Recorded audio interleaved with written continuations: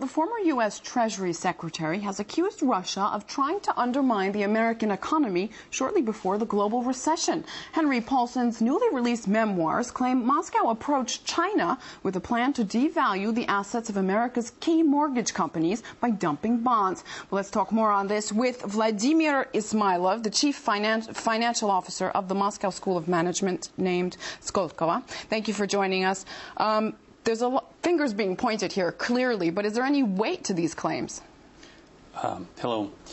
Obviously, there are two parts of the issue. There might be political part, and there is definitely economical part. I, as an expert on the economical part, may only opine on the economical side of the deal. I think, based on the information available, it's highly unlikely that Moscow was trying to take advantage of the situation by devaluing the assets of the companies that the debt instruments of which Russia had at that point. Well, also, Paulson writes in these memoirs that the plan was proposed to China during the Beijing Olympics in 2008. This, of course, was when Georgia attacked South Ossetia. So isn't it fair to say that Russia would have been focused on other things, per se? Absolutely. I think during those days, the conflict with Georgia over Ossetia was probably the main conversation topic in Russian White House. Also, the Prime Minister, Mr. Putin, definitely kept an eye on economical situation in the country and in financial markets, but I doubt that was, his prime focus at this point of time.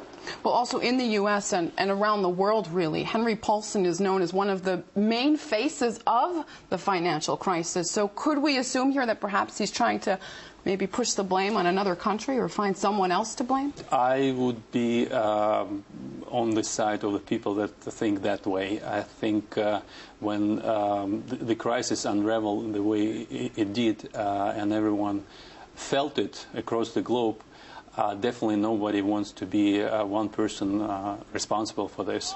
And,